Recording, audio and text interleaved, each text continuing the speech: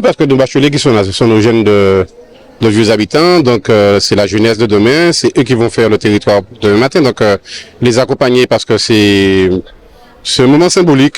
Avoir le bac, c'est une porte d'entrée pour demain matin avoir un diplôme universitaire, avoir un parcours professionnel et s'insérer demain dans la vie professionnelle. Et c'est aussi une fierté pour les parents, donc que la mairie puisse prendre le temps de recevoir ces jeunes, de leur dire merci par rapport à leur réussite et de leur souhaiter les meilleurs pour leur parcours et de s'intégrer demain matin, d'aller préparer des diplômes, retourner pour avoir des jeunes de talent sur le territoire. C'est un plaisir, mais c'est aussi une obligation pour la collectivité de s'arrêter, de passer ce moment-là avec ces jeunes-là. Parce que je pense que c'est important pour eux de leur dire, on est fiers de vous, on est content de vous, on est content de votre parcours. Les parents sont associés avec nous et la collectivité avec le CCAS, avec la commission éducative, donc Madame Kangou qui pilote ça avec le CCAS et puis l'élu Madame Kalimia, Jacqueline Tassus et Cindy Darmin. Ce sont ces élus-là, avec les administratifs qui ont organisé tout cela et faire en sorte que les jeunes passent avec leurs parents un moment agréable et que la collectivité puisse l'organiser pour eux. En tout cas, moi je suis très content et très fier de ces jeunes-là qui montrent la fierté de vieux habitants et puis les talents de vieux habitants pour demain. Oui, depuis qu'on est là, donc le CCS avait déjà tout le travail d'accompagnement pour bien veiller, accompagner les personnes âgées, la semaine bleue, tout ce qui est l'accompagnement social pour les personnes qui sont les plus vulnérables, ceux qui sont en précarité, le portail de repas.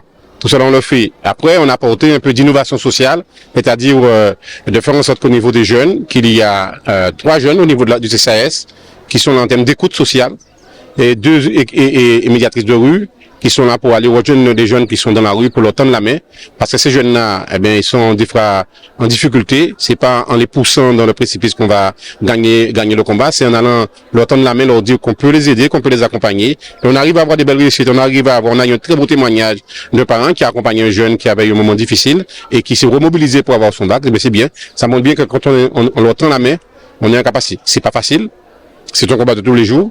Et donc, il faut donner des outils, il faut former les médiatrices de rue, il faut former l'équipe du CCAS pour une écoute sociale efficace, mais il faut tenter le combat. Et puis, on n'est pas seul, on dit aussi aux parents, on fait cet effort-là, on s'engage, ça demande des moyens humains, ça demande des moyens en termes de ressources financières au CCAS. On se mobilise, on se donne les moyens pour y arriver, mais on demande aussi aux parents, on demande à la famille abissoise de nous accompagner dans cette démarche de faire évoluer, de rendre notre jeunesse fière d'elle. C'est leur projet personnel.